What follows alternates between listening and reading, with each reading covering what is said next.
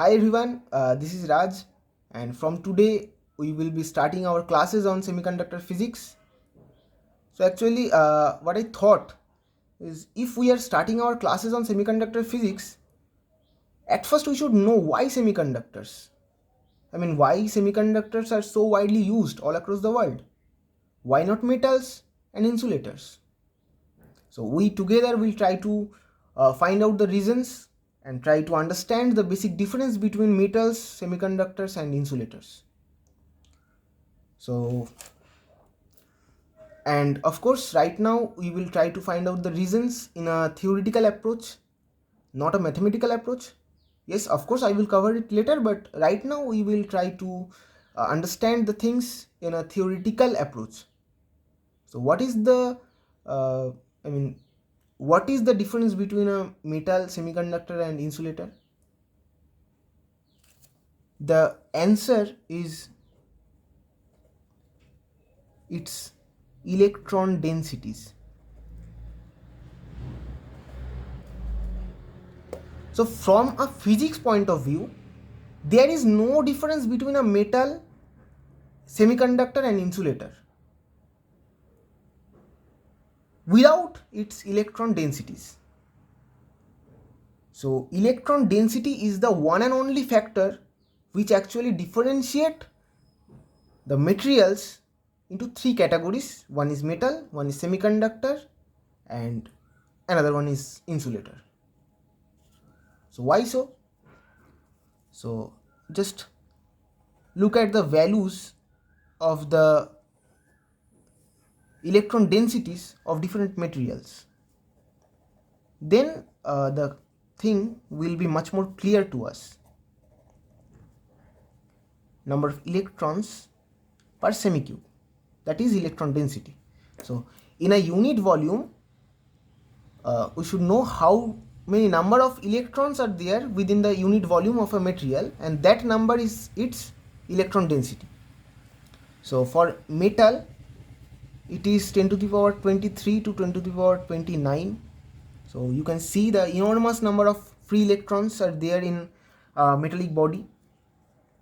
In case of semiconductor, it is 10 to the power 10 to 10 to the power 13, and in case of insulator, it is 10 to the power 6 to 10 to the power 7. So if I talk about metal, you can see a huge amount of free electrons are there in a metallic body. So the problem is that we don't have any practical solution or any practical way so that we can control this huge electron density. So if we use a metal in a circuit, the current I cannot be manipulated so easily. So this is the problem with using metals. Then if I come to insulators, you can see it has an electron density of 10 to the power 6 to 10 to the power 7, which is actually very less. And actually we don't have any practical solution, or we don't have any practical factor which can manipulate this electron density. We don't have any external factor increasing or decreasing which we can convert this insulator into a conductor. So insulator can never ever behave like a conductor because of its electron density. It is so low that we don't have any practical way to increase it. So current I value is very less, or it is zero practically. So this is the problem with insulators. But now we come to semiconductors. So what is the most interesting thing about semiconductor? It is its electron density. Why so?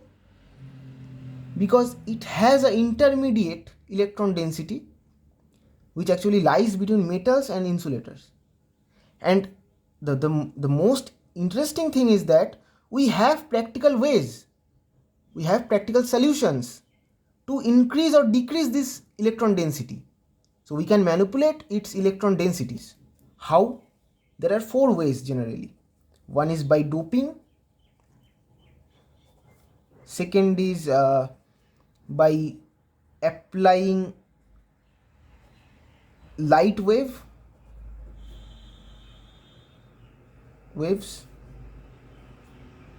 3 by changing the temperature,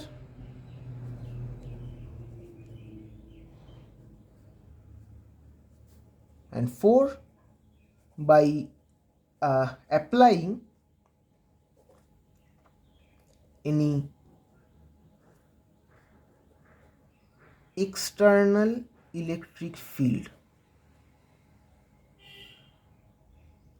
So these are the 4 practical techniques, you can say, through which we can manipulate the electron density of semiconductor. And of course, if we manipulate the electron density of semiconductor, we can manipulate the current. So here current can be manipulated. So that is the main reason why the semiconductors are widely used nowadays. And of course there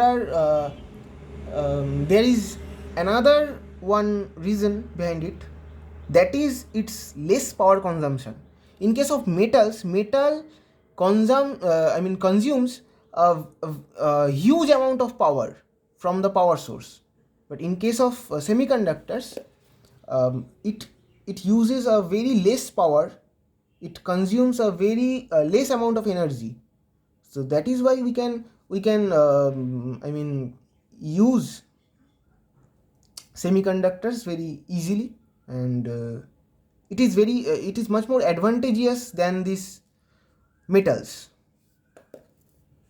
So if I write the reasons of the questions of the question why semiconductor, the answer is 2. One is its electron density, which lies between metals and insulators, and second is its less power consumption.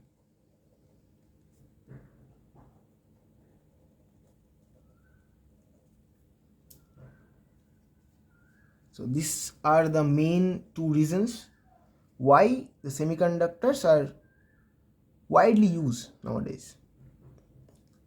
So I think it is clear right now to you, and if you have any doubt regarding this, you can ask me in the comment section. So this is more or less why semiconductors. So thank you. In the next video I will go deep into the semiconductors, even at its atomic level, because I will talk about energy states, I will talk about the position of the electrons. So yes, of course it's gonna be very interesting, and I guess this is clear to you up to this level what I have told till now. So thank you very much, and take care. Bye bye.